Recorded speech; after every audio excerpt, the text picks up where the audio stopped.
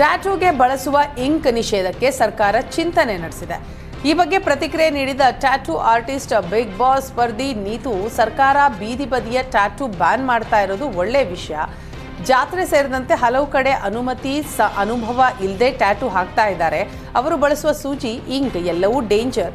ಕೆಲವೊಬ್ಬರು ನೀಲಿ ಪೆನ್ಗಳ ಮುಖಾಂತರ ಇಂಕ್ ತಯಾರಿಸಿ ಟ್ಯಾಟೂ ಹಾಕ್ತಾರೆ. ಟ್ಯಾಟೂ ಹಾಕಿಸಿಕೊಳ್ಳುವ ಜನರು ಎಚ್ಚರಿಕೆಯಿಂದ ಇರಬೇಕು. ತುಂಬ ಜನ ನನಗೆ UV ಟ್ಯಾಟೂ ಹಾಕಿ ಅಂತ ಬರ್ತಾರೆ. ಲೈಟ್ ಹಾಕಿದ್ರೆ ಮಾತ್ರ ಕಾಣುವ ಟ್ಯಾಟೂ, ಅದು ತುಂಬ ಡೇಂಜರ್. ನಾನು ಓರ್ವ ಟ್ಯಾಟೂ ಆರ್ಟಿಸ್ಟ್ ಆಗಿನೇ ಜನರಿಗೆ ಪರಿಚಯವಾದವಳು. ಹಾಗಾಗಿ ನಾನು ಆರ್ಟನ್ನು ಗೌರವಿಸ್ತೇನೆ. ಸರ್ಕಾರ ಈ ಬಗ್ಗೆ ಯಾವುದೇ ನಿರ್ಧಾರ ತೆಗೆದುಕೊಂಡ್ರೂ ಸ್ವಾಗತ ಮಾಡ್ತೇನೆ ಅಂತ ಹೇಳಿದ್ದಾರೆ. ರಸ್ತೆಯಲ್ಲಿ ಪ್ರೇಮಿಗಳು ಹುಚ್ಚಾಟ ನಡೆಸಿದ್ದ ಘಟನೆ ಬೆಂಗಳೂರಿನ ಸೋಂಪುರದಲ್ಲಿರುವ ಕ್ರಿಸ್ಟಾಲ್ ಅಪಾರ್ಟ್ಮೆಂಟ್ ತಿರುವಿನಲ್ಲಿ ನಡೆದಿತ್ತು. ಇದೀಗ ಪುಂಡಾಟ ನಡೆಸಿದ್ದ ಬೈಕ್ ಸವಾರ ಅಚ್ಯುತ್ ಕುಮಾರ್ನನ್ನ ಪೊಲೀಸರು ಬಂಧಿಸಿದ್ದಾರೆ.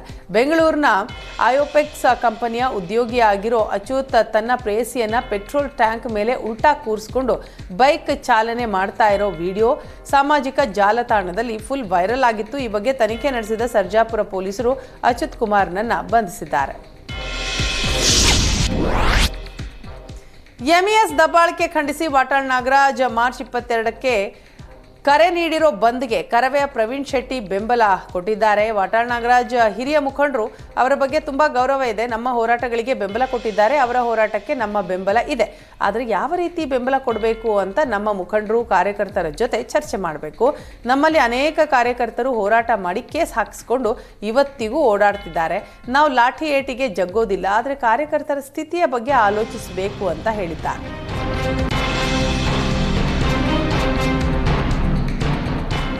DK ರವಿ ಮತ್ತು SM ಕೃಷ್ಣ ಕಂಚಿನ ಪ್ರತಿಮೆ ಪ್ರತಿಷ್ಠಾಪಿಸಲು ಅನುಮತಿ ನೀಡುವಂತೆ ಶಾಸಕ ಮುನಿರತ್ನ DCM DKಶಿಗೆ ಪತ್ರ ಬರೆದಿದ್ದಾರೆ. ರಾಜರಾಜೇಶ್ವರಿ ನಗರ ಕ್ಷೇತ್ರದ ಜ್ಞಾನಭಾರತಿ ವಾರ್ಡ್ನ ಮಲ್ಲತ್ತಹಳ್ಳಿ ಕೆರೆಯ ಮುಖ್ಯ ದ್ವಾರದಲ್ಲಿ ಪ್ರತಿಮೆ ಪ್ರತಿಷ್ಠಾಪನೆಗೆ ಅನುಮತಿ ನೀಡುವಂತೆ ಮನವಿ ಮಾಡಿದ್ದಾರೆ. ರಾಜ್ಯದ ರೈತಾಪಿ ಕುಟುಂಬದಲ್ಲಿ ಹುಟ್ಟಿ ಕಡು ಬಡತನದಲ್ಲೇ ವಿದ್ಯಾಭ್ಯಾಸ ಮಾಡಿ IAS ಆದವರು DK ರವಿ. ಕೋಲಾರದ ಪ್ರತಿಯೊಬ್ಬ ಬಡ ಜನರ ಮನೆಯ ದೇವರ ಮನೆಯಲ್ಲಿ ಇವರ ಫೋಟೋ ಇದೆ. ಮಲ್ಲತ್ತಹಳ್ಳಿ ಕೆರೆಗೆ ಪ್ರಾಮಾಣಿಕ DK ರವಿಯವರ ಹೆಸರನ್ನ ಇಡಲು ಬಯಸಿದ್ದೇವೆ. ಜೊತೆಗೆ SM ಕೃಷ್ಣ ಅವರ ಕಂಚಿನ ಪ್ರತಿಮೆಯನ್ನ ಕೆರೆಯ ಪೂರ್ವ ಮುಖ್ಯ ದ್ವಾರದಲ್ಲಿ ಪ್ರತಿಷ್ಠಾಪಿಸಲು ಅನುಮತಿ ಕೇಳಿದ್ದಾರೆ.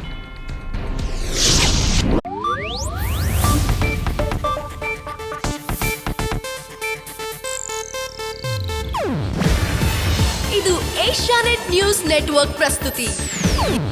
ನೀವು ನೋಡ್ತಿದ್ದೀರಾ ಏಷ್ಯಾನೆಟ್ ಸುವರ್ಣ ನ್ಯೂಸ್.